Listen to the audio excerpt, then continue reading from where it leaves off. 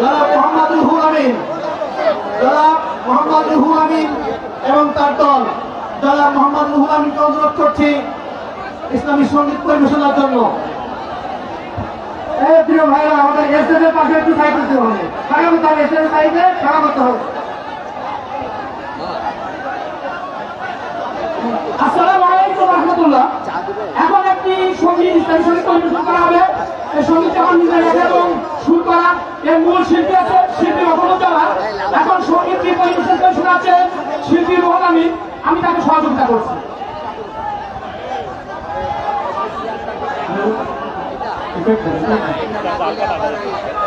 Hello, আসসালামু আলাইকুম রহমতুল্লাহি ওয়া বারাকাতুহু। আমার আপন বলে নাই রে কিছু, আল্লাহ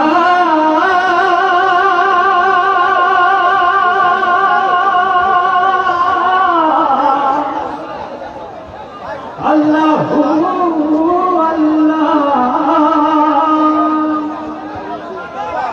ও আমার আপন বলে নাই রে কিছু, সবই দিল্লাহ। তার ঘরে তাজাল্লিতে পড়ে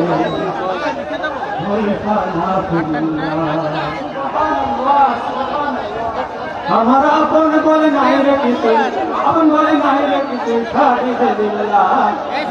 তাজাল্লিতে পড়ে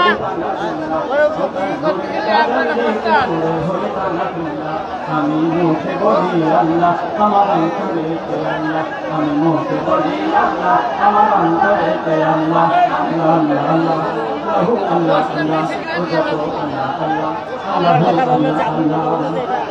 ঘরে সংসারে আমার সব যেন পর, মিশে একাই মিশে মায়ায় কেন বাদ ঘর। সংসারে আমার সব যেন পর, মিশে একাই মিশে মায়ায় কেন বাদ ঘর। ঘরে সংসারে আমার সব যেন পর, মিশে একাই মিশে মায়ায় কেন বাদ ঘর। ওরে মায়ায় বাধারে ঘর আমার, ওরে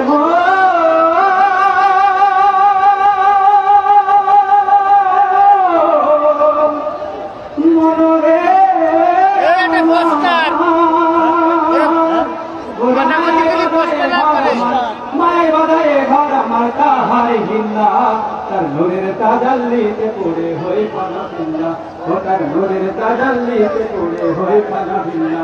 আমি মুখে বলি আল্লাহ, আমার অন্তরেতে আল্লাহ, আমি মুখে বলি আল্লাহ, আমার অন্তরেতে আল্লাহ, আল্লাহ আল্লাহ আল্লাহু আল্লাহ আল্লাহ আল্লাহু আল্লাহ আল্লাহ আল্লাহু আল্লাহ আল্লাহ। নাই কোনো ভয় ভুলে আসবে বাধার পাহাড় যত, আল্লাহ ছাড়া কারো কাছে হয় না মাথা নত। নাই কোনো ভয় আসলে আসবে বাধার পাহাড় যত, আল্লাহ ছাড়া কারো কাছে হয় না মাথা নত। নাই কোনো ভয় আসলে আসবে বাধার পাহাড় যত, আল্লাহ ছাড়া কারো কাছে হয় না মাথা নত। এ জীবন শুধু তারই রাহে, ওরে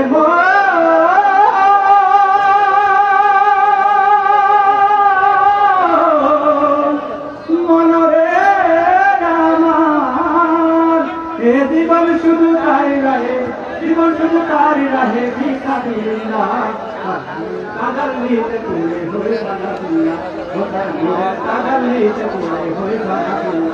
আমি মুখে বলি আল্লাহ, আমার অন্তরে আল্লাহ, বলি আল্লাহ, আমার অন্তরে আল্লাহ, আল্লাহ আল্লাহ আল্লাহু আল্লাহ আল্লাহ আল্লাহ আল্লাহ আল্লাহু আল্লাহ আল্লাহ আল্লাহ আল্লাহ আল্লাহু আল্লাহ আল্লাহ।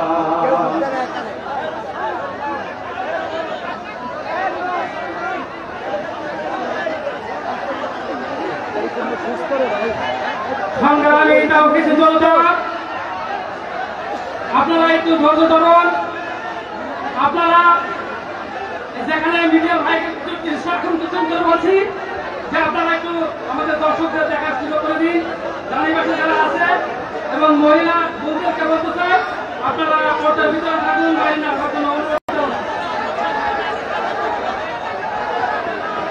একটু ধৈর্য ধরুন প্লিজ, একটু ধৈর্য ধরুন।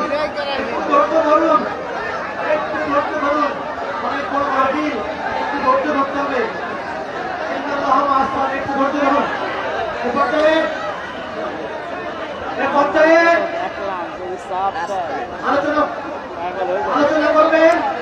এ পর্যায়ে আলোচনা করার জন্য আমি বিনীত অনুরোধ করছি এই জোয়ার, এই গণমানুষের বহুল প্রতীক্ষিত, বহুল প্রত্যাশিত, এলাকার মানুষের বহুল প্রত্যাশিত বাংলাদেশের স্বনামধন্য আলেম, বাংলাদেশের স্বনামধন্য আলেমে দ্বীন, বিশ্ববরেণ্য আলেমে দ্বীন, আপনাদের সকলের সুপরিচিত বক্তা জনাব মাওলানা মুফতি আমির হামজা, জনাব মাওলানা মুফতি আমির হামজাকে আলোচনা পেশ করার জন্য আমি বিনীত অনুরোধ করছি। সবাই ধৈর্য ধরুন please.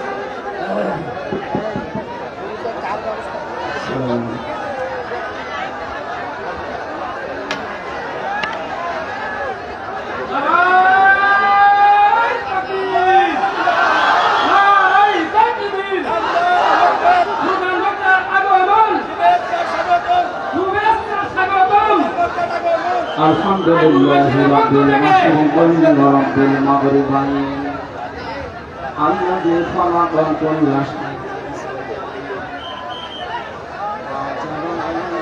sana bil walidayn wa nashhadu an la ilaha illallah wahdahu la sharika lahu وأشهد أن محمدا عبده ورسوله سيد الكونين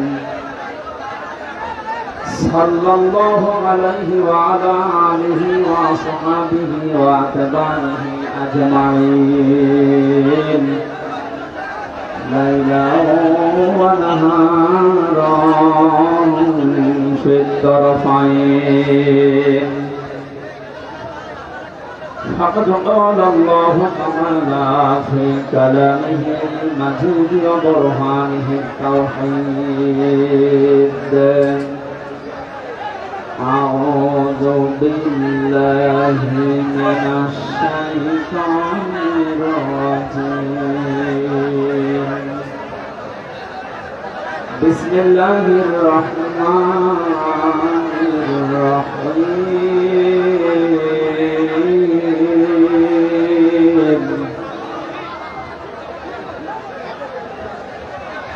এই আওয়াজে কথা বলা যায় কি অবস্থা?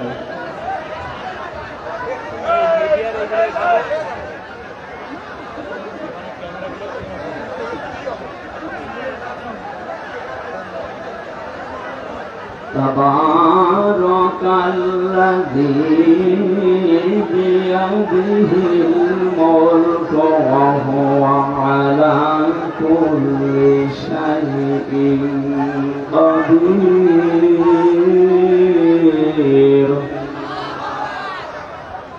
الذي خلق الموت والحياة ليبلوكم أيكم أحسن عملا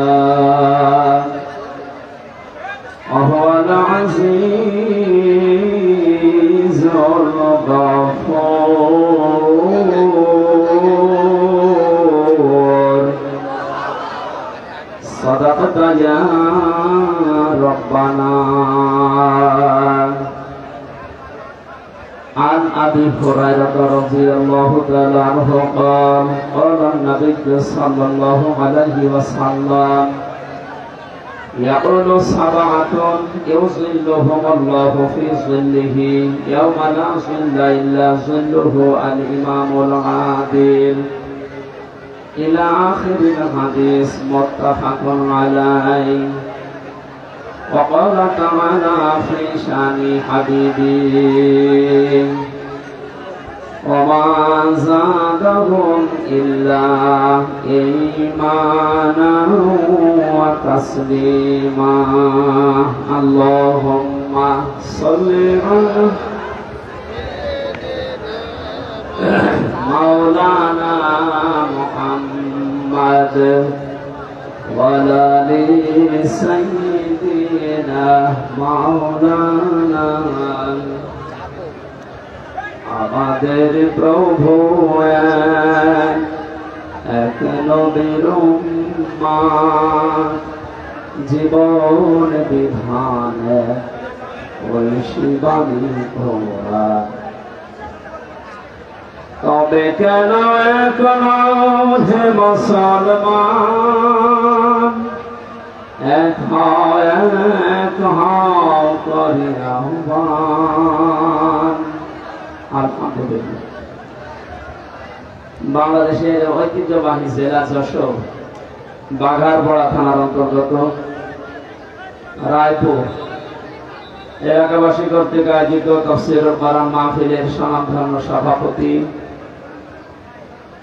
অত্র এলাকার সর্বজন শ্রদ্ধাভাজন ব্যক্তিত্ব, সাবেক প্রধান শিক্ষক, রায়পুর স্কুল অ্যান্ড কলেজ, মসিহুল আজম আতালাল্লাহু উমরাহু ওয়া বারাকাল্লাহু ফি হায়াতি, বলেন আমিন। মাহফিলের প্রধান অতিথি শাইখুল মাশায়েখ, সিনিয়র যুগ্ম সাধারণ সম্পাদক কেন্দ্রীয় কৃষক দল, সদস্য কেন্দ্রীয় নির্বাহী কমিটি বিএনপি, অত্র এলাকার কৃতি সন্তান ইঞ্জিনিয়ার টি.এস. আইয়ুব দামাত বারাকাতুহুল আলিয়া, এতক্ষণ যারা আলোচনা রেখেছেন হায়াতে তাজ্জেবা সিহাতে কুল্লিয়া কামনা করছি আলেমদের, বলেন আমিন। এই অনুষ্ঠানের প্রধান মেহমান শাইখুল মাশায়েখ, অত্র এলাকার কৃতি সন্তান জেলা আমির যশোর শহর শাখা বাংলাদেশ জামাত ইসলামী, বিশিষ্ট ইসলামী চিন্তাবিদ অধ্যাপক গোলাম রসুল দামাত বারাকাতুহুল আলিয়া। মঞ্চে বসা আছেন আপনাদের এলাকার সন্তান, বিশিষ্ট শিক্ষাবিদ, বিশিষ্ট রাজনীতিবিদ, শ্রদ্ধাভাজন মাওলানা জনাব ডক্টর আব্দুল মান্নান আতালাল্লাহু উমরাহু ওয়া বারাকাল্লাহু ফি হায়াতি, বলেন আমিন। যার মাধ্যমে এ পর্যন্ত এসেছি সেই কুষ্টিয়া থেকে বড় ভাই মাওলানা আব্দুল সালাম সহ এই কমিটিতে যারা আছেন বরেণ্য সদস্যবৃন্দ, সামনে বসা মুসলমান ভাইরা, পর্দার আড়ালের সম্মানিতা মা এবং বোনেরা, বাঘারপাড়া থেকে এ থানার সম্মানিত অফিসার ইনচার্জ সহ যারা প্রশাসন থেকে এসেছেন সবাইকে ধন্যবাদ, ওয়েলকাম জানাচ্ছি। দল মত জাতি বর্ণ ধর্ম নির্বিশেষে কোরআনের এই অনুষ্ঠানে যারা ইবাদত মনে করে আমরা এসেছি, ইবাদত যেভাবে করা লাগে আমাদের সে পরিবেশ এখনো হয়নি। আপনারা কথা যারা বলছেন কি আসছে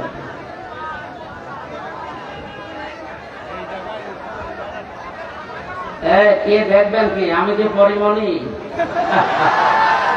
কে দেখবেন? কালকে ইন্টারনেট থেকে নামিয়ে দেখে নিন, বসে যেখানে আসে না দাঁড়িয়ে থাকে না বসে, যেহেতু জায়গাটা ভেজা তো বসতে বলছি না, দাঁড়িয়ে থাকে, যেখানে আসেন ওইভাবে থাকে। কি বলবো আর বলে। জেলখানাতে দেখতাম মাঝে মাঝে যে আদালতে যখন নিয়েছে তো পরিমণিরে মানুষ এভাবে ভোগ দিতে, আমি কি আমার দেখার কি আছে, আমি তো পুরুষ মানুষ। বাসের ভাই যারা দাঁড়িয়ে আছেন ওখানে দাঁড়িয়ে থাকেন, জায়গা পেলে বসেন, আমি বসতে বলছি না কারণ জায়গাটা এখনো ভেজা। আমার এইটুকু আসতে কত সময় লেগেছে আমি 2:45 এখানে এটা পৌঁছিয়েছি, খাবার খেয়ে এটুকু আসতে এই পর্যন্ত 4টা বাজে। এখন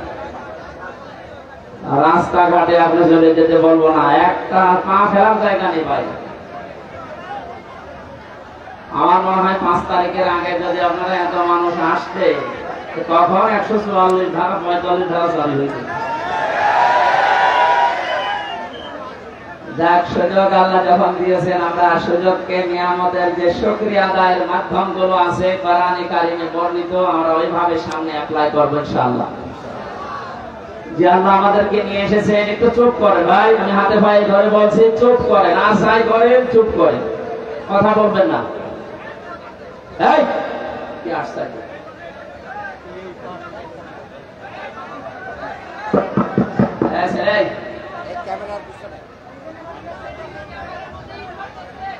এতক্ষণ লাগে?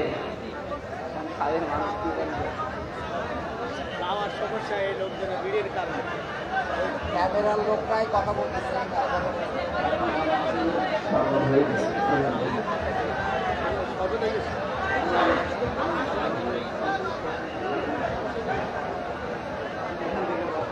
যারা দাঁড়িয়ে আছে বসে আছে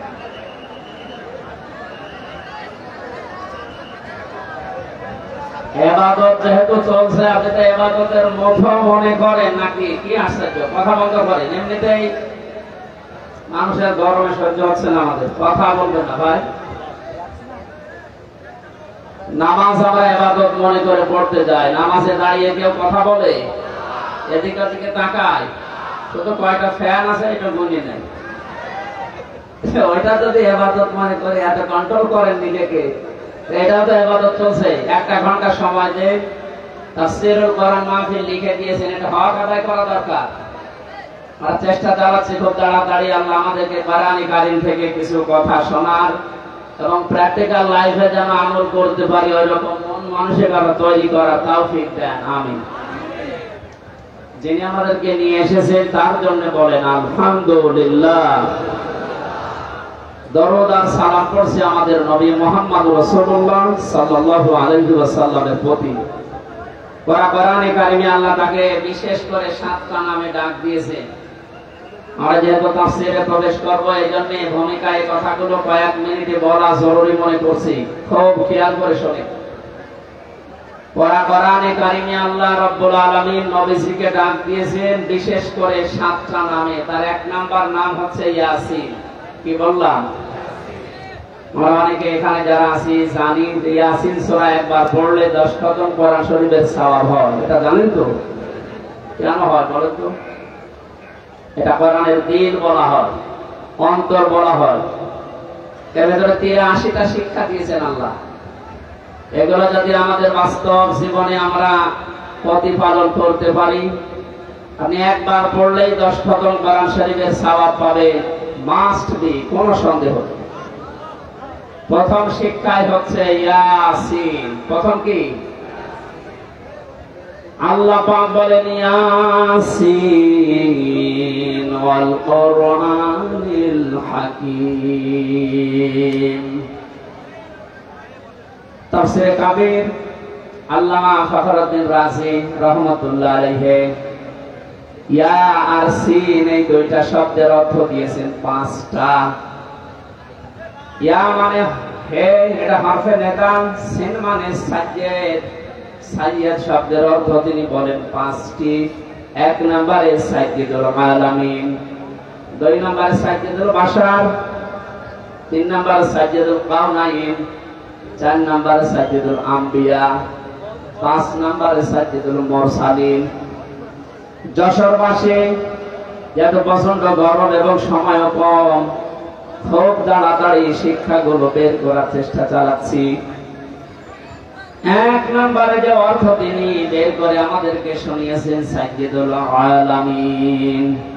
শুধু আলম না, যত জগৎ আল্লাহ বানিয়েছেন, যেখানে আপনি বসবাস করেন সেখানে বিশ্ব নবী বাদ দিয়ে অন্য কাউকে আদর্শ মানা যাবে না। ইয়াসিন হে নেতা, এই শব্দটা আল্লাহর মুখ থেকে আল্লাহ নিজে বের করেছেন। আল্লাহর ঘোষণা দেওয়া নেতা এই পৃথিবীতে মাত্র একজন। কয়জন?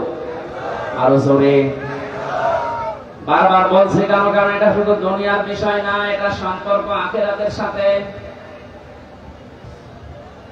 আল্লাহর ঘোষণা দেওয়া নেতা যদি একজন হয়, ইয়াসিন বলে আল্লাহ যাকে ডাক দিয়েছেন, যেহেতু আপনি শুধু এই বাংলাদেশে, ভারতে, পাকিস্তানে না, এই পৃথিবীতে এখন 228টার উপরে রাষ্ট্র আছে, স্বাধীন পরাধীন মিলে। যেখানে বাস করেন সেখানে আপনাকে মুহাম্মদ রাসূলুল্লাহকে নেতা মানা লাগবে। এমনকি আপনি যদি বলেন না এই জগতে আমি নেই, আমি আছি মঙ্গল গ্রহে, চাঁদের দেশে, যেখানেই থাকবেন ওখানে আপনার আদর্শ হওয়া লাগবে মুহাম্মদুর রাসূলুল্লাহ। এই শব্দটার পক্ষে আল্লাহ নিজে দলিল দিয়েছেন, ইয়াতানাজ্জালুল আমরু বাইনাহুন্না ইলা আখির আয়াত। সূরা তালাকের ভেতরে আল্লাহ জানিয়েছেন প্রতিটি জগতে আমি আল্লাহর বিধিবিধান নাজিল হচ্ছে ওই সৃষ্টি দেখে দেখে। যেখানে আল্লাহর যে সৃষ্টি আছে ওখানে আল্লাহ ওই রকম বিধান নাজিল করছে। আপনি যদি মঙ্গল গ্রহে বাস করেন ওখানে আপনার জন্য হয়তো আলাদা বিধান আল্লাহ নাজিল করেছে ওখানে যারা আছে, কিন্তু নেতা আদর্শ মানা লাগবে মুহাম্মদ রাসূলুল্লাহকে। এই শব্দের সাথে দ্বিমত আছে কারো? বলেন কেন বারবার বলছি বলেন তো? এটা যদি শুধু দুনিয়ার সাথে সম্পর্কিত হতো কসম আল্লাহ আর আমি এই ময়দানে বলতাম না।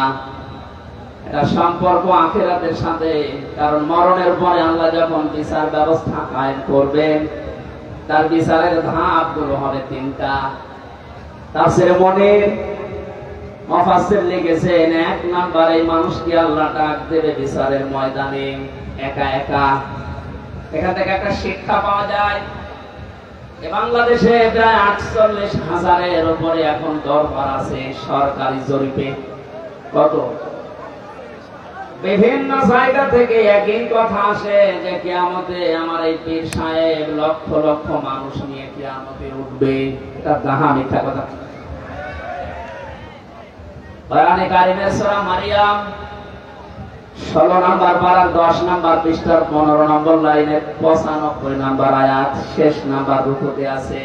এটা তাফসীরে হাক্কানিতে পাবেন। রাব্বুল আলামিন বলেন, ওয়া কুল্লুহুম আতিহি ইয়াউমাল কিয়ামাতি ফারদা।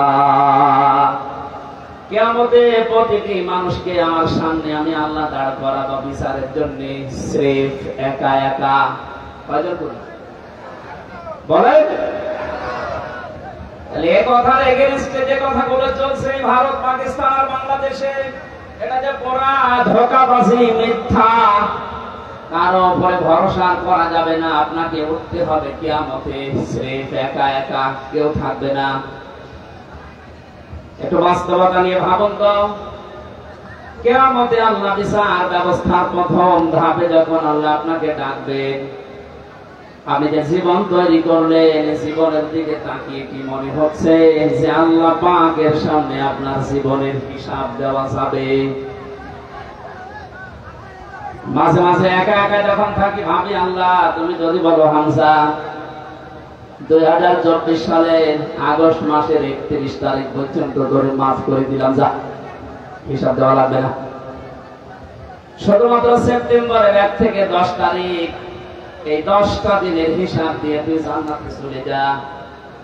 ও যশোরবাসী, আমার যে জীবনের অবস্থা, আমার তো মাঝে মাঝে এই ধারণা চিন্তা আসে যে না, এই 10 দিনের হিসাব দেওয়া সম্ভব না। আপনারা পারবেন না? আপনি পারবেন?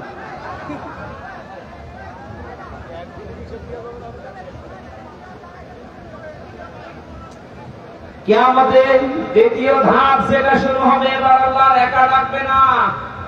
কোরআনে কারীম জানিয়েছে, ইয়াউমা নাদউ কুল্লা উনাসিন বিইমামিহিম। সূরা বনী ইসরাঈলের 72 নম্বর আয়াতের প্রথম অংশে আছে, আল্লাহ পাক বলেন কিয়ামতের দ্বিতীয় ধাপে বিচারের জন্য প্রতিটি মানুষকে আমি আল্লাহ ডাক দেব তার নেতার সাথে।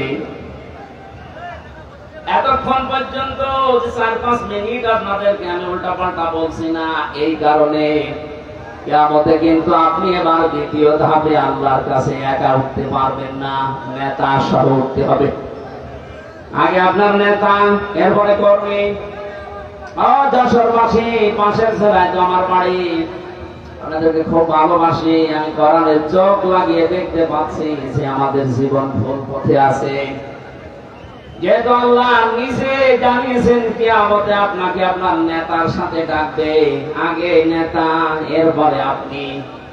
এবার নিজে ভেবে বলেন তো যে নেতার আদর্শ আপনি মানেন, যার পেছনে স্লোগান দেন, যাকে ভোট দেন, যার আদর্শ মানে আপনি খুশি, সেই লোকটা যদি আপনার সামনে কিয়ামতে থাকেন, আপনি তার পেছনে বলেন ওর যা চরিত্র, ওর যা আদর্শ, ওর যা চেহারা ছড়া, ওকে দেখে আল্লাহ মাফ করবে বলে মনে হয়? দেখবেন এখন বলছে না, ধরা খাবে।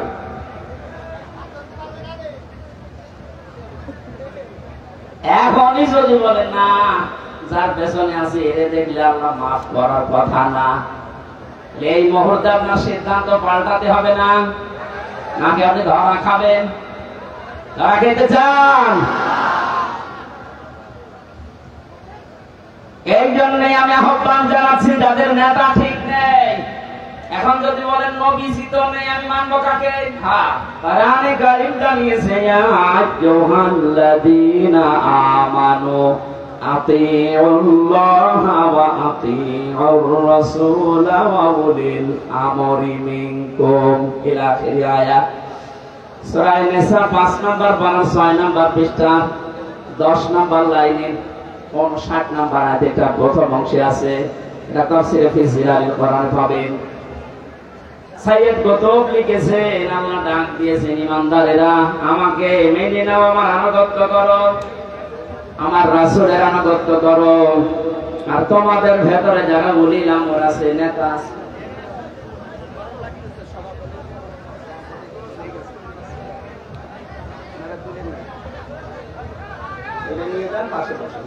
আমাদের এলাকায় জামাতের প্রতিষ্ঠাতা আজকের মাহফিলের সভাপতি না, সভাপতি অসুস্থ, উনি চলে যাচ্ছে, দোয়া চেয়েছে, আমরা দোয়া করছি ইনশাআল্লাহ।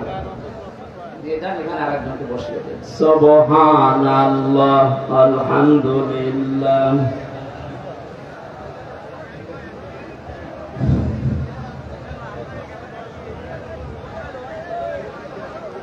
সুবহানাল্লাহ আলহামদুলিল্লাহ, লা ইলাহা ইল্লাল্লাহ, সুবহানাল্লাহ আলহামদুলিল্লাহ, লা ইলাহা ইল্লাল্লাহ, লা ইলাহা ইল্লাল্লাহ, মুহাম্মাদুর রাসূলুল্লাহ।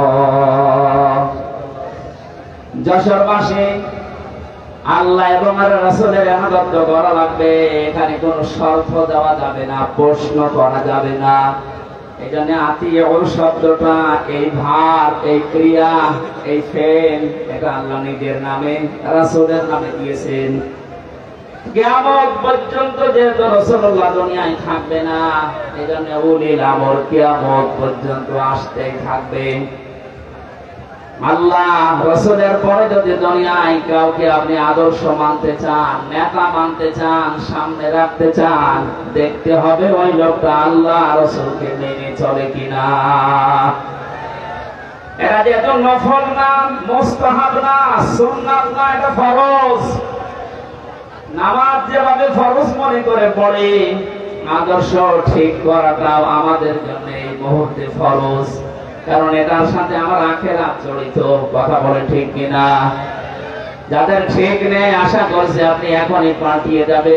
আল্লাহ রাসূলকে যে লোকটা মেনে চলে, তাকে আপনার মানা ফরজ। যে আল্লাহ রাসূলকে মানে না, তাকে মানা হারাম। এবার আপনার বিবেকের উপরে দিলাম। এই কথা শোনার পরে কারো যদি মনে হয় যে এটা তো রাজনীতি হয়ে গেল, হ্যাঁ এটাই রাজনীতি, আপনার কাছে যেন উল্টো পাল্টা মনে না হয়, এজন্য আমি আয়াত, পারা, পৃষ্ঠা, লাইন, রুকু, সূরার নাম, তাফসীরের নাম বলেছি। আপনি বাড়িতে এসে মিলিয়ে দেখেন। যদি না পান, আমি আর কথা বলবো না, কিন্তু যদি পান, আপনাকে মেনে নেওয়া লাগবে। হ্যাঁ, কথা বলেন। আপনি নিজে পড়াশোনা করবেন না, করান। হামজা এত পড়াশোনা করে বলবে, আপনি মানবেন না। কি হয়েছে, কি হয়েছে বলেন।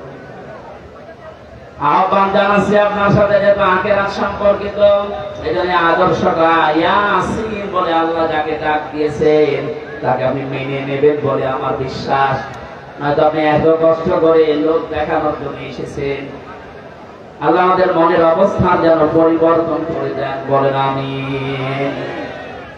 এখানে একটা হাদিস মনে পড়ছে, মানিত্তাবাল হুদা বিগাইরিল কুরআন আদাল্লাহুল্লাহ।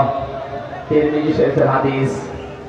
বিশ্ব নবী জানিয়েছেন, এই পৃথিবীতে কোরআনে কারীম যেখানে নেই, কোরআনের কর্মসূচি চলে না, এরকম কোন জায়গায় যদি কেউ ভালো হওয়ার নিয়তে চায়, আল্লাহ নিজে তাকে দায়িত্ব নিয়ে খারাপ বানিয়ে দেয়।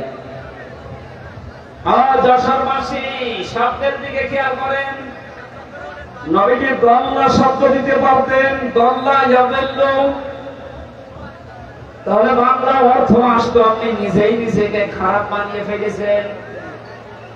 শব্দটা যেহেতু আকাল্লা ইয়াদিল্লু বারে ফাল থেকে এসেছে, এই জন্য বাংলা অর্থ দাঁড়িয়েছে আপনি হয়তো ভালো হওয়ার নিয়তে কোন জায়গায় গিয়েছিলেন, কোন দলে হোক, কোন দরবারে হোক, কোন আস্তানায় হোক, কোন দরগায় দরগায়, সেখানে বলেন আপনার নিয়ত ভালো ছিল যে আমি ভালো হব, কিন্তু কোরআনে কারীম যদি সেখানে না থাকে, কোরআনের নির্দেশনা কর্মসূচি যদি সেখানে না পাওয়া যায়, আল্লাহ নিজে দায়িত্ব নিচ্ছেন আপনাকে গোমরা বানিয়ে দেবে। কত বড় ভয়ঙ্কর শব্দ দিয়েছেন, আল্লাহ দায়িত্ব নিচ্ছে। আর এখানে ছোট বড় কম বেশি আমরা সবাই কথা বিশ্বাস করি, হেদায়েত দেওয়ার একচ্ছত্র মালিকানা হামজার বাবার। আরো বলেন জোরে, আল্লাহ ছাড়া হেদায়েত কেউ দিতে পারে? তিনি বলছেন আমি তোকে খারাপ বানাবো, যেখানে কোরআন নেই ওখানে যদি ভালো হওয়ার নিয়ে তুই যাস।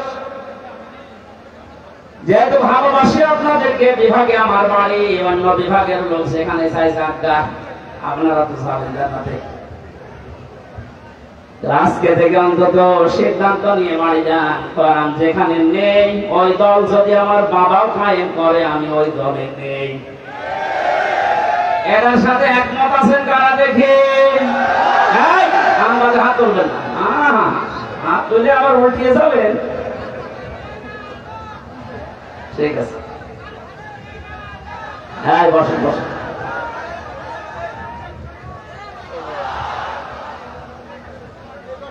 মামা ওয়াজ তো হয়ে গেছে, আবার ওয়াজ করা লাগবে?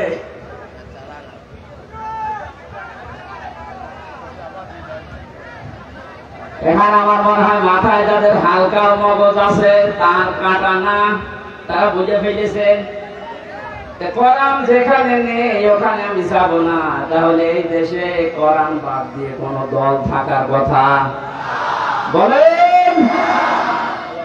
এটা শুধু আজকে সামিয়ানার নিচে হাত তুলে শেষ না, এটা কিন্তু আল্লাহকে দেখিয়েছেন কোরআন যে দরবারে নেই ওই দরবারে আমি যাব না, কোরআন সেই দলে নেই ওই দলে আমি থাকবো না। এটা মেনে নিতে পারলে আজকের এই মাহফিল সাকসেস।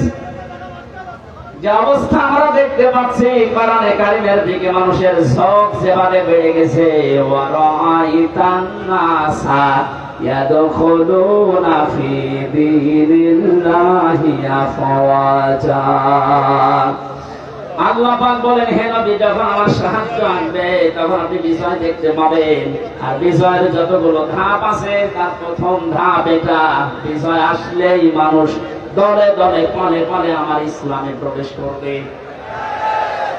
আগস্টের 5 তারিখের পর থেকে আজকের এই সেপ্টেম্বরের 10, 1 মাস 6 দিনের ব্যবধানে বাস্তবতা আমি যেটা দেখতে পাচ্ছি, বিবিসি নিউজ পেয়েছি, ওই 5 তারিখের আগে এদেশে 100 জনের মাত্র 16 জন মানুষ চাইতো যে ইসলামে দেশে কায়েম হোক।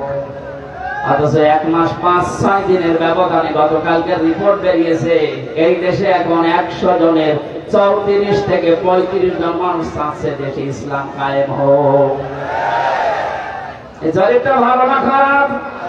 কিছুদিন যেতে দেরি ভাবেন,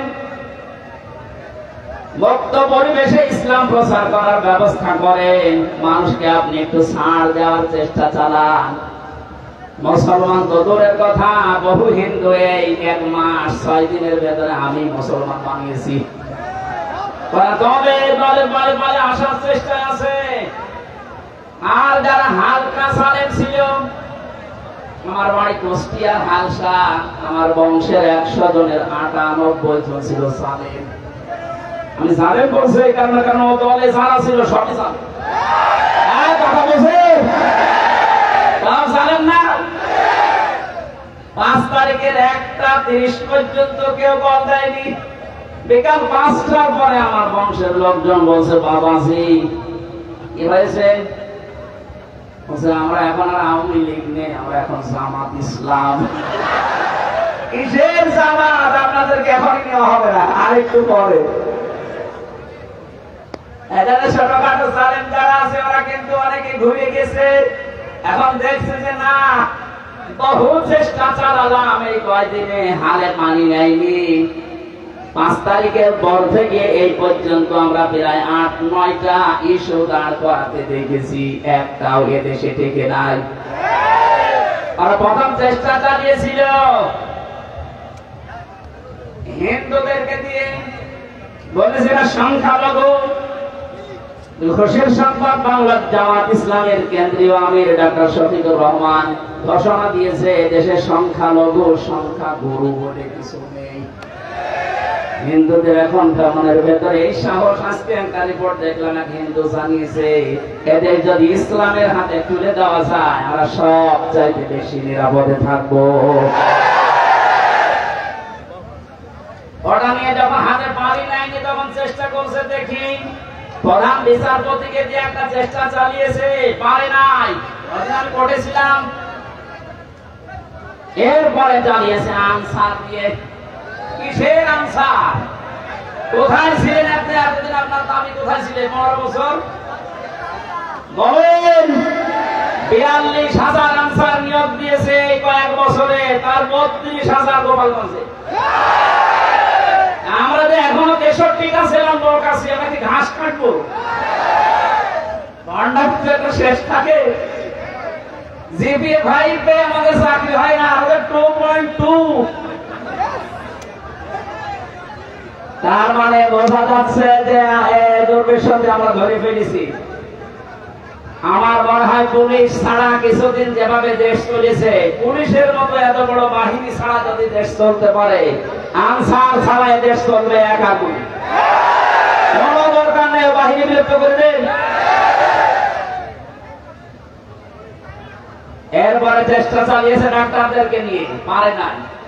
এখন শুনছি সামনে ওদের দুর্বিসন্ধি গার্মেন্টসের কর্মীদেরকে লাগাবে, আশা করছে হালে পানি নেবে না। জালেমদের যা চরিত্র 16 বছরে তো দেখেছি, ওরা দেখবেন গলন্দ ঘাটের এই বেশ্যাদেরকেও নামাবে। যাই করছেন কিছুতেই কিছু হবে না। অনেকে বুঝে ফেলেছেন যে না, জালেম যখন শেষ, অন্তত আমি আর জালেম হয়ে আল্লাহ টার্গেট হব না। কারণ জালেম ছাড়া এরা হামজার টার্গেট কার বলেন? যশোরবাসী কান খাড়া করেন। কোরআনে কারীম জানাচ্ছে ইন্নামাস সাবিলু আলাল্লাযীনা ইয়াযলিমুনান নাস ইলা আখির আয়াত। সূরা শুরা 25 নম্বর পারা 6 নম্বর পৃষ্ঠা 13 নম্বর লাইনের 42 নম্বর আয়াতে এটা তাফসীরে ইবনে কাসিরে আছে। ব্যাখ্যা সহ বলতে গেলে অনেক সময় লাগবে, যেহেতু আমি একটা আয়াত পড়েছি একটা টার্গেট নিয়ে।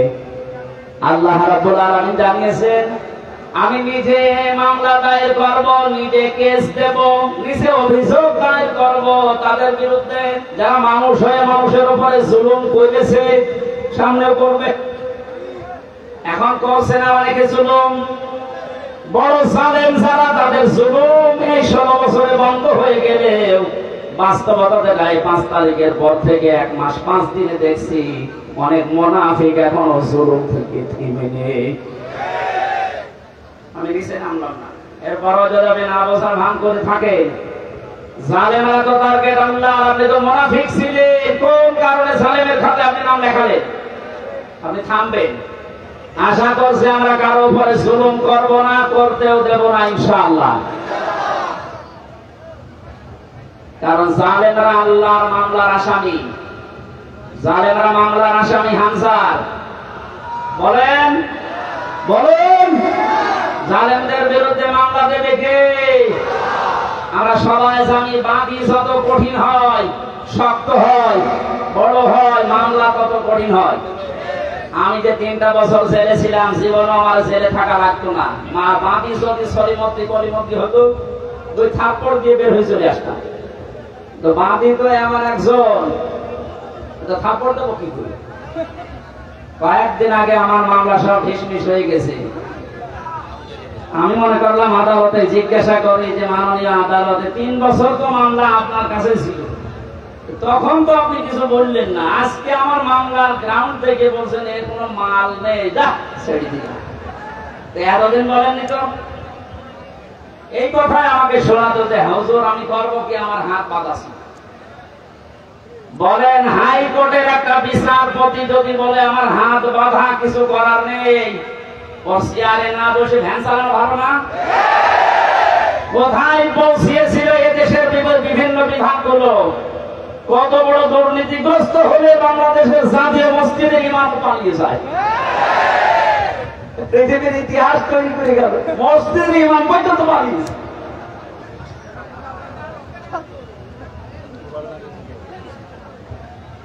যশোরবাসী আমার মামলার যেহেতু বাদী ছিল এমন একজন আমার আর মাওলানা মামুনুল হকের, বহুবার মামলা আমরা তুলেছি, প্রায় 30 থেকে 31 বার, সিএমএম কোর্ট, জজ কোর্ট, হাইকোর্ট, যতবারই মামলা তোলা হয় বলে না উপরের নির্দেশ। কার? উপরের নির্দেশ ছাড়া হবে না। জানি যে আমার দোষ নেই, তোমার হাত বাঁধা। মাননীয় আদালতে এই দিন বলছে আমার হাত বাঁধা নেই, হাত খোলা। বৈষম্য বিরোধী ছাত্র আন্দোলনে যারা জীবন দিয়েছে প্রায় 1700-র উপরে মারা গেছে, আর 2700-র উপরে এখন হাসপাতালে আছে।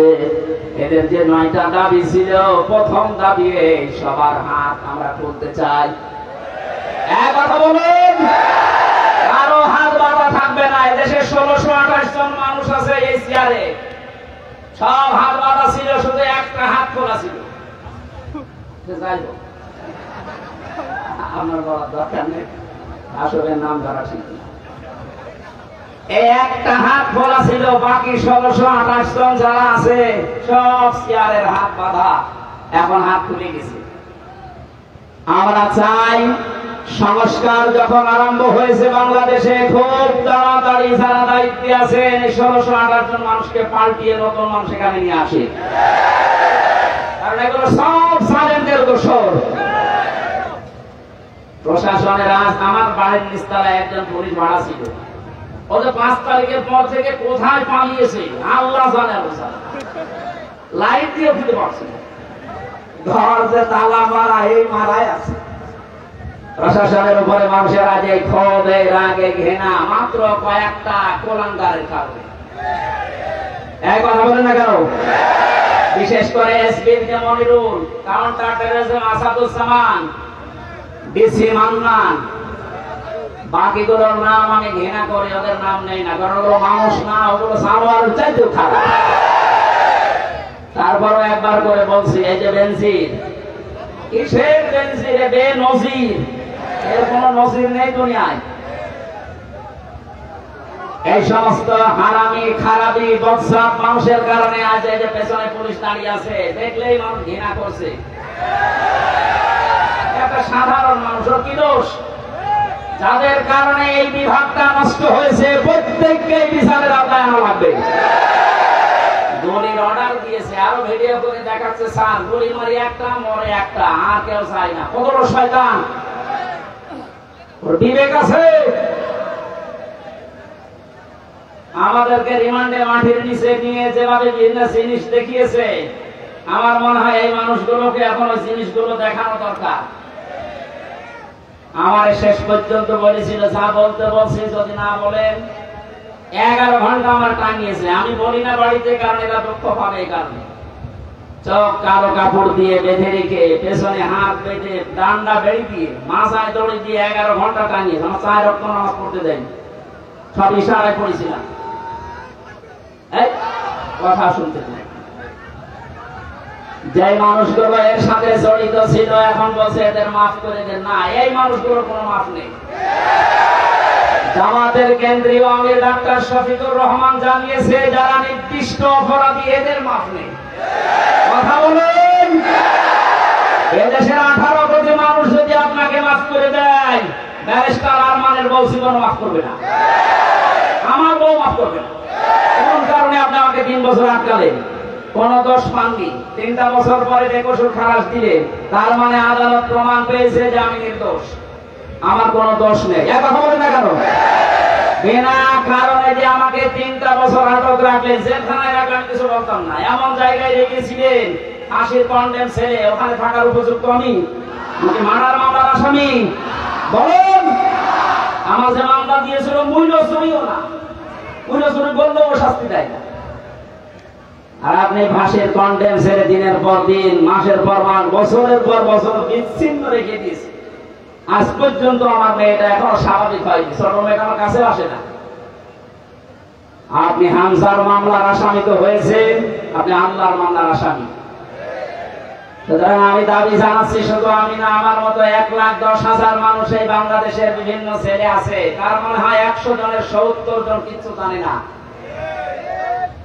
যাদেরকে ভাবে মিথ্যা মামলা দিয়ে বছরের পর বছর আটক রেখে যখন ছাড়ে নিরপরাধ বেকসুর খালাস দেয়, এতে 5টা বছর 10 বছর নষ্ট করলেন।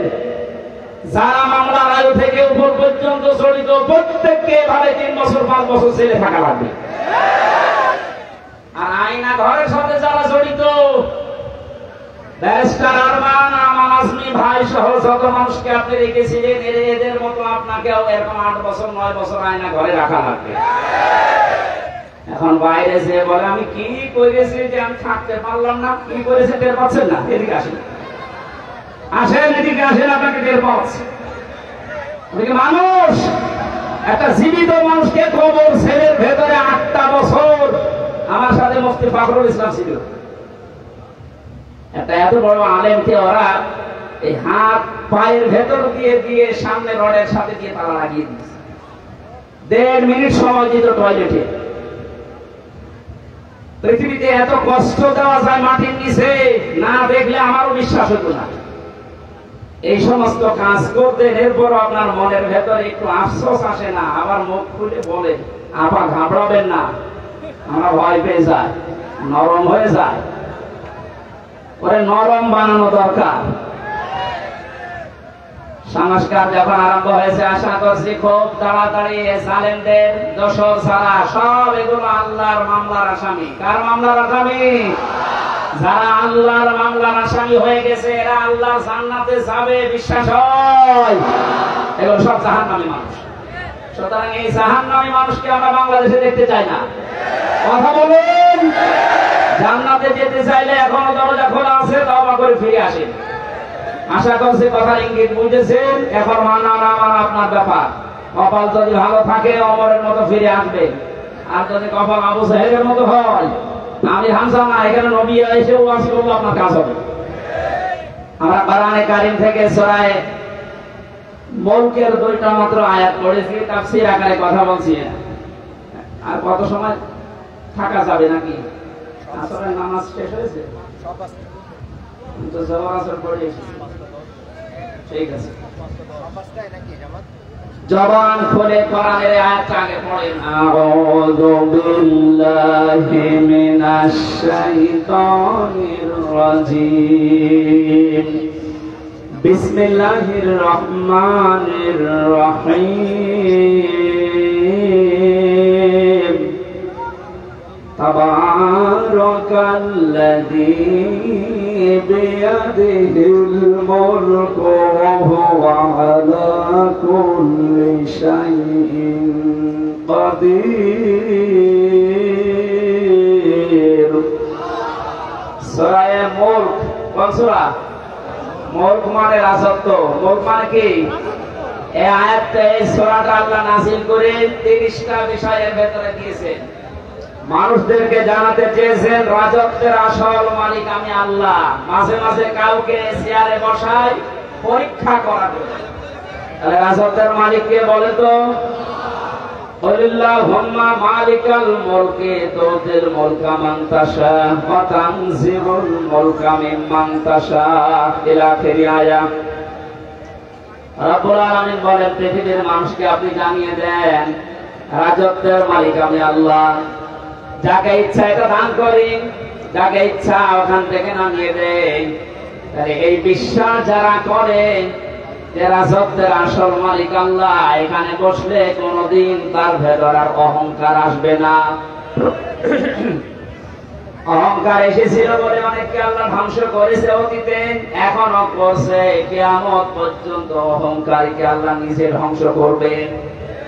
সুতরাং এদের থেকে আমাদের শিক্ষার বিষয়ে, সামনে যারা এই পৃথিবীতে আসবে ক্ষমতার চেয়ারে, তারা যেন অহংকার না করে। এই জন্য আমি মোট পড়েছি। আল্লাহ ঘোষণা দিচ্ছেন এবার তাবারাকাল্লাযী, বরকতময়। সমস্ত আয়াত থেকে, অক্ষমতা, দুর্বলতা, সমস্ত দোষ ত্রুটি থেকে মুক্ত ওই আল্লাহ। বিয়াদিহিল মুলক, যার কুদরতি হাতের ভেতরে সব কিছু রাজত্ব লুকিয়ে আছে। ওয়া আলা কুল্লি শাইইন কাদির। আল্লাহ পাক বলেন পৃথিবীর সব কিছুর উপরে একচ্ছত্র ক্ষমতা চলে আমি আল্লাহর। জোরে বলেন সুবহানাল্লাহ। এই আয়াতটা যাদের ভেতরে যত বেশি দৃঢ়ভাবে বিশ্বাসযোগ্য মনে হয়েছে, তাদের জীবন দেখবেন তত বিনম্র, নম্র এবং ছোট। এভাবে নিজের জীবনকে তারা চালাতে চায়।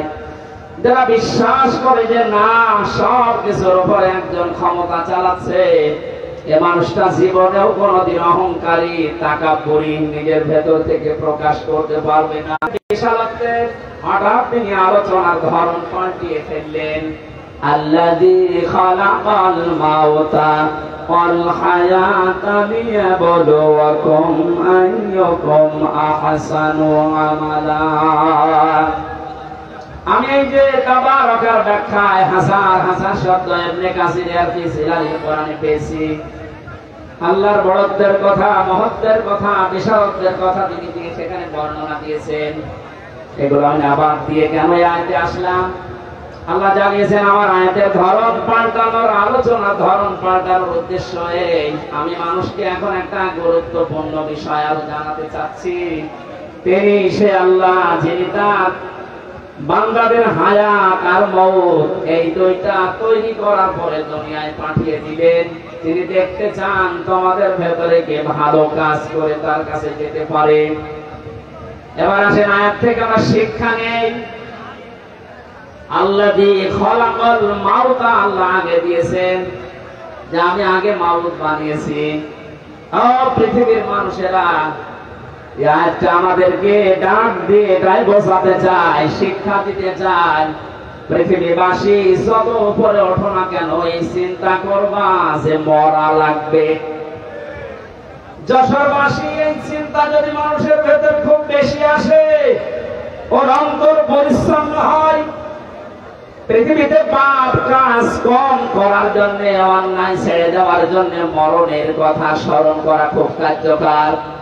নবীজি জানিয়েছেন অন্তর যদি কেউ পরিষ্কার করতে চায়, দুইটা বিষয় তাকে দিলাম। এক নম্বরে বেশি বেশি মওতকে স্মরণ করবা, জীবন পরিচ্ছন্ন হবে। দুই নম্বরে আল্লাহর কালাম নিয়ে চিন্তা ভাবনা করবা, পড়বা। জোরে বলেন আমিন। এটা আমাদের জীবন পরিচ্ছন্ন করার জন্য একটা সামনে রাখা দরকার যে আমি যত উপরে উঠি না কেন, যত কিছুর সম্পদের মালিক হই না কেন, আমাকে মরা লাগবে। কি করা লাগবে? আরো জোরে বলে। দুই নম্বর শব্দ হায়াতা, আমি হায়াত বানিয়েছি। তাফসীরে মুফাসসির বলেন হায়াত প্রধানত 5 প্রকার হয়। এক নম্বরের হায়াতের নাম আমরা যেটা পার করে ফেলেছি আলমে আরওয়াহ, রূহের জগতের যে হায়াত ছিল ওটা শেষ হয়ে গেছে আমাদের। দ্বিতীয় নম্বরে আমরা এসেছিলাম আলমে পুতুন, মায়ের পেটের হায়াতের ভেতরে 10 মাস 10 দিন ছিলাম। এবার 3 নাম্বার যেটা এখন আছে আলমে দুনিয়া, এখানে নির্ধারিত সময় একটা আছে আমাদের জন্য। এরপরে আরেকটা শুরু হবে আলমে বারজাখ, কলবে কবরের জগৎ। নির্ধারিত সময় ওখানে থাকবে। 5ম নম্বর যেটা শুরু হবে আর কোনদিন শেষ হবে না, আলমে আখিরাত।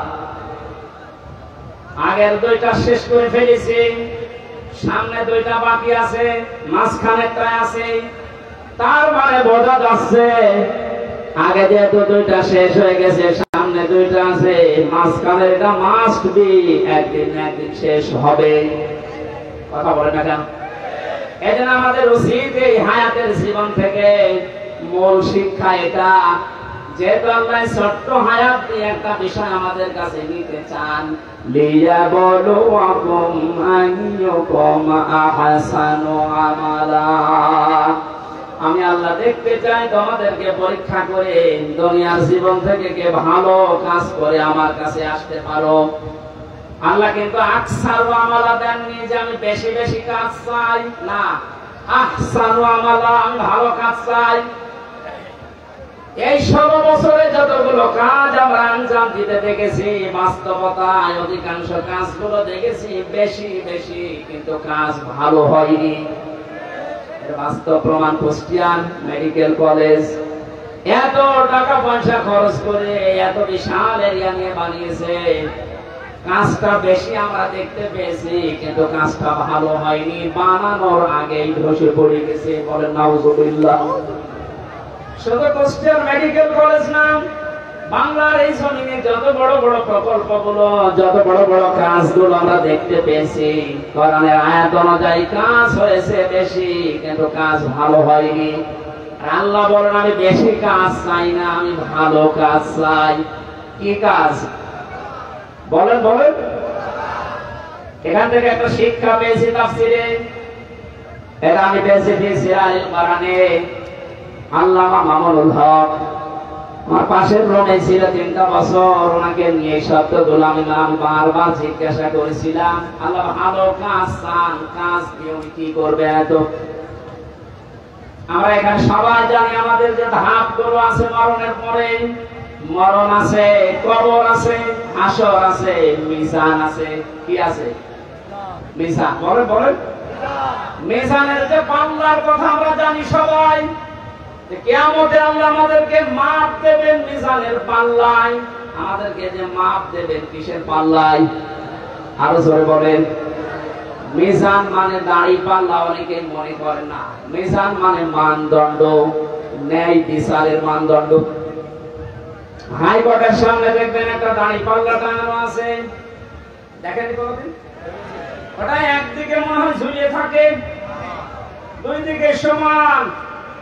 বাংলার 18 কোটি মানুষদেরকে দেশের সরকার বোঝাতে চায়, ইউনিয়ন থেকে শুরু করে জজ কোর্ট পর্যন্ত যদি ন্যায় বিচার নাও পাও, এখানে আসলে যে দাড়ি পাল্লা দেখতে পাচ্ছ, এখানে ন্যায় বিচার করা হবে। যদিও এটা আমরা দেখিনি। কথা বলেন না কেন? মিজান মানে দাড়ি পাল্লা না, আমি কোন জায়গায় অভিধানে পাইনি। মিজান মানে মানদণ্ড। মিজান মানে কি? এবার আসেন মূল শিক্ষাটায়। পৃথিবীতে যত বিষয় আছে, প্রতিটি বিষয় যদি কেউ পরিমাপ করতে চায়, প্রতিটি বিষয় মাপ দেওয়ার জন্য আলাদা আলাদা যন্ত্র আছে। এই স্টেজ যদি আপনাকে বলি সালাম ভাই এটা মেপে দেন, এটাকে দাড়ি পাল্লায় তুলে দেবেন, কথা বলে না কেন? এটা মাপার জন্য ফিতা আছে, গজ আছে। এই কথা বলেন। এটা মাপার জন্য গজ, ফিতার প্রয়োজন। ওনাকে যদি বলি এই যে পানিটা মেপে দেন, ফিতা দিয়ে মাপবে। কি দিয়ে? সিসি দিয়ে, লিটার দিয়ে। যদি বলি সাইল মেপে দেন, উনি সাইল কি গজ দিয়ে মাপবে। কি দিয়ে? কেজি দিয়ে, স্ট্যান্ড দিয়ে। পৃথিবীর প্রতিটা জিনিস যেহেতু মাপ দেওয়ার জন্য আলাদা আলাদা যন্ত্র আছে, কিয়ামতে যেটা আল্লাহ নিজে মাপ দেবেন তার নাম আমল। কি মাপবে? আরো জোরে বলেন বলেন। আমলের বাংলা হচ্ছে কাজ। আমল মানে আল্লাহ কাজ মাপ দেবেন। কোন পাগল এখানে বিশ্বাস করবে যে দাড়ি পাল্লার এক পাল্লায় 5 কেজি কাজ তুলে দিলাম? কাজ মানুষ দাড়ি পাল্লা দিয়ে মাপে। কি দিয়ে? দুনিয়ার প্রতিটি জিনিস যেভাবে মাপ করার জন্য আলাদা আলাদা যন্ত্র আছে, কাজ বা আমল এটা মাপ দেওয়ার জন্য আলাদা যন্ত্র আছে। কাজ মানুষ দাড়ি পাল্লা দিয়ে মাপে না, কাজ মানুষ লিটার দিয়ে, সিসি দিয়ে, গজ দিয়ে, ফিতা দিয়ে মাপে না। কাজ মাপে গুরুত্ব দিয়ে। কি দিয়ে? গুরুত্বের ভিত্তিতে কাজ মাপা হয়। এখানে গুরুত্বপূর্ণ জিনিস কি? এই খুঁটি আর সামিয়া, এই দুইটা আসল জিনিস। এই দুইটা থাকলে মানুষ বলবে এটা মঞ্চ বা স্টেজ। কথা বলে ঠিক কিনা? হ্যাঁ, গুরুত্বহীন জিনিসও আছে। এই যে মাইক, এই যে ক্যামেরা গুলো, এখানে যেগুলো আছে পড়ে, এই পানির বোতল, বাকি এই চেয়ার, এগুলো যদি নাও থাকে তাও এটা মঞ্চ হবে। পৃথিবীতে আল্লাহ ভালো কাজ চেয়েছেন, বেশি কাজ না। গুরুত্বপূর্ণ কাজগুলো যদি আপনার জীবনে না থাকে, গুরুত্বহীন কাজ দিয়ে যদি দুনিয়ার জীবন আপনি ভরপুর করে ফেলেন, কিয়ামতে আল্লাহ যখন মাপবেন গুরুত্বপূর্ণ জিনিস পাবে না, গুরুত্বহীন জিনিস দিয়ে ভরে যাবে। আপনার জীবনের এই মাপ হবে শূন্য বা জিরো। নামাজের ফরজ সংক্রান্ত বিষয়ে আমরা অনেকে জানি যে নামাজের বাইরে এবং ভেতরে 13টা ফরজ আছে। কয়টা? 12টা। যদি আব্দুল সালাম আদায় করেন, একটা আদায় করেনি, উনি যদি বলে একটা মাত্র করেনি, আমার 12টা নেকি দেন, হবে? বলেন বলেন, কয়টা? একটাও হবে না, জিরো, শূন্য। কারণ গুরুত্বপূর্ণ ওইটা আপনি বাদ দিয়ে দিয়েছেন, আপনি হয়ে গেছেন এখন গুরুত্বহীন। আমাদের কোরআনে কারিমে আল্লাহ 500 শরীয়তের বিধান দিয়েছেন, যেগুলো গুরুত্বপূর্ণ। 499টা কেউ মানে, একটা মানে না। তাহলে কিয়ামতে যখন ওকে আল্লাহ মাপ দেবে, ওর জীবনের যতগুলো কাজ ছিল সবগুলোই হবে গুরুত্বহীন। ফরজ নামাজ থেকে এই শিক্ষাটা যদি আজ আমরা বাংলাদেশে আমরা নিতে পারতাম মুসলমানেরা, সত্য কথা যেটা, এই দেশে 41, 61, 71 বছর টার্গেট দেওয়া লাগতো না, 41 ঘন্টা এই দেশ পাল্টিয়ে দেওয়া সম্ভব ছিল। আমরা আহসানু আমালা বুঝি নাই, এদের ব্যাখ্যা বুঝেছিলাম হযরতে মাস মুআব্বিস। ভালো কাজ কোনটা দুনিয়াতে তারা সবচাইতে বেশি জেনেছিল। আল্লাহ পাক বলেন পৃথিবীতে ভালো কাজ কোনটা তোমরা জানো?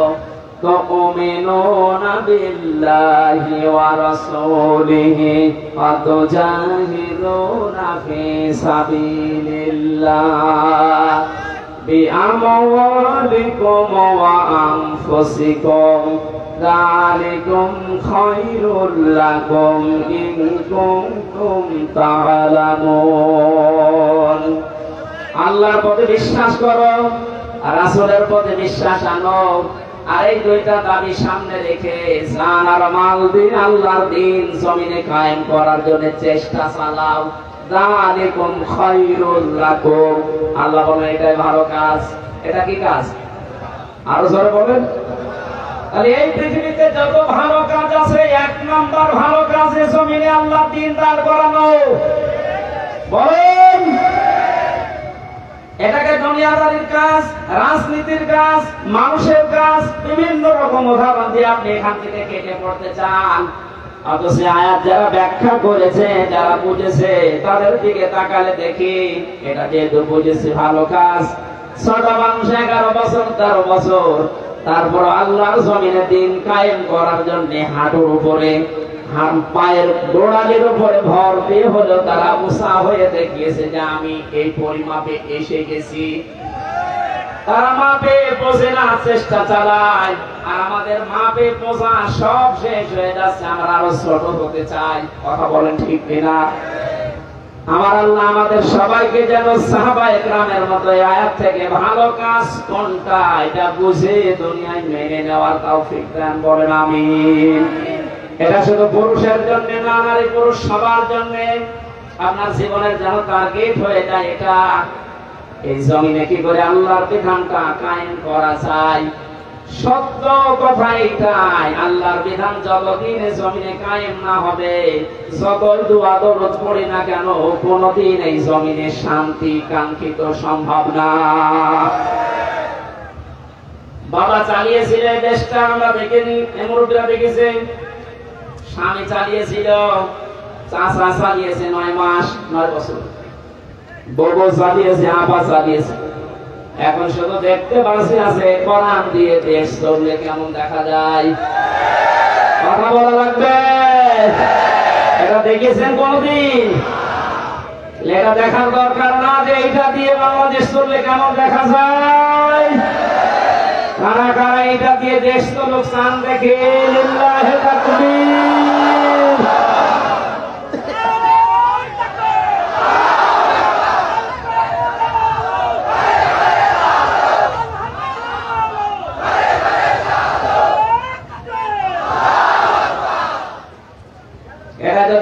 উল্টা পাল্টা ধারণা করেন, রাজনীতি মনে করেন, দুনিয়ার কাজ মনে করেন, এই আয়াত কেটে বাদ দিয়ে দেবেন।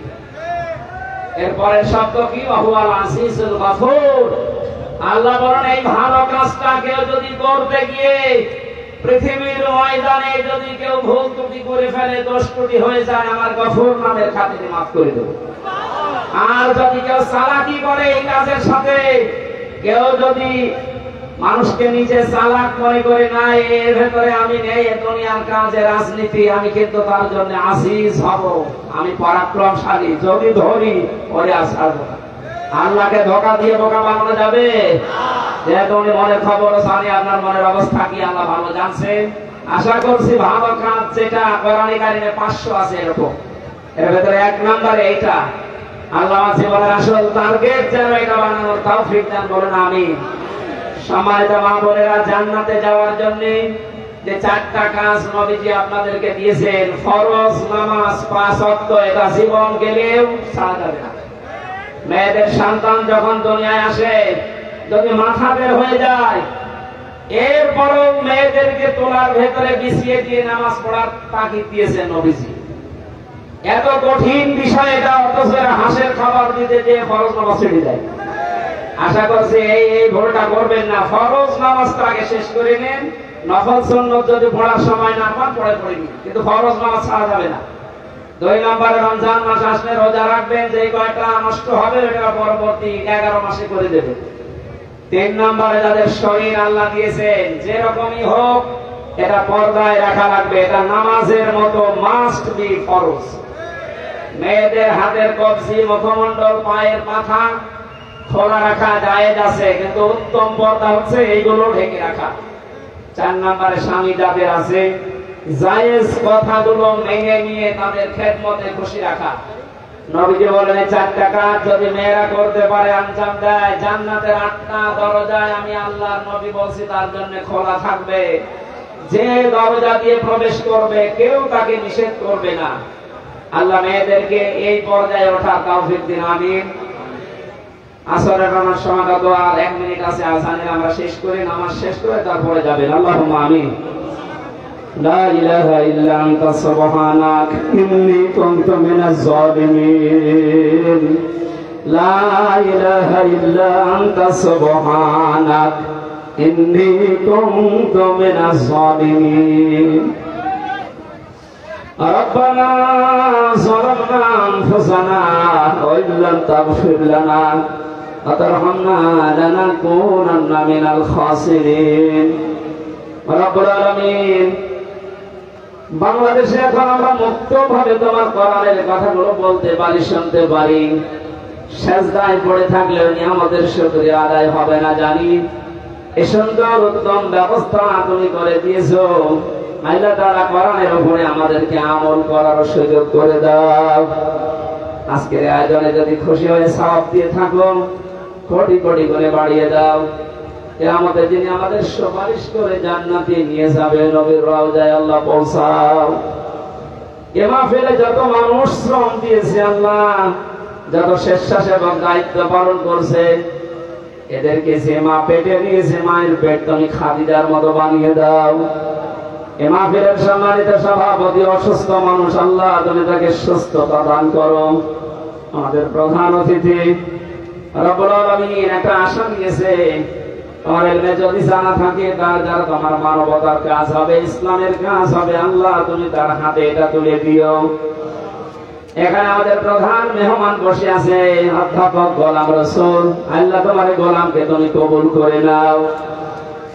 শ্রদ্ধাভাজন মামাজান অধ্যাপক ডক্টর আব্দুল মান্নান সহ যত আলেমরা এখানে বসে আছে, মাওলানা আলমগীর হোসাইন সহ প্রত্যেকটি আলেমকে তুমি আলেমের মতো কবুল করে নাও। মা বোনেরা পর্দার আলে আছে, খাদিজার মতো, আয়েশার মতো তাদের বানিয়ে দাও।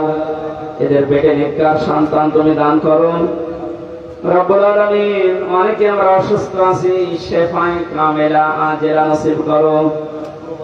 যত মানুষ এই মাহফিলের জন্য বিশ্বের বিভিন্ন দেশ থেকে যারা টাকা পয়সা পাঠিয়েছে, আল্লাহদের হালাল রুজিতে বরকত দাও, এদের শরীরগুলো সুস্থ রাখো। আবার মায়ের কাছে বাবার কাছে ফিরে আসার তৌফিক তাদেরকে দান করো আল্লাহ। এলাকার মাটির নিচে যত মানুষ ঘুমিয়ে আছে আল্লাহ তাআলা আব্দুল মান্নান তার বাবা সহ যাদেরকে হারিয়েছে তাদের খবরে মাফ করে দাও। এই মাফের তার জন্য যেইভাবে এগিয়ে এসেছে তুমি প্রতি কদমে কদমে তার নেকি দান করো আল্লাহ। আল্লাহুম্মা গফিরলি ওয়ারহামনি ওয়াহদিনি ওয়াফিনি ওয়ারযুকনি ইয়া রাব্বাল আলামিন। আল্লাহ 32 বছর বয়স আমার, বড় আশা তোমার কাছে, আমি এখন মজলুম, অসুস্থ, সফরে আছি, মুসাফিরের দোয়া কবুল হয়। বড় আকাঙ্ক্ষা আশা নিয়ে বলছি আল্লাহ 56,000 বর্গ মাইল তোমার আইন দিয়ে চলছে, এটা দেখে মরার তৌফিক দাও। যখনই মরণ আসবে একবার হলেও যেন পড়তে পারি লা ইলাহা ইল্লাল্লাহু মুহাম্মাদুর রাসূলুল্লাহ। আসসালামু আলাইকুম। আমার যশোর মনিরামপুরে 8 ডিসেম্বর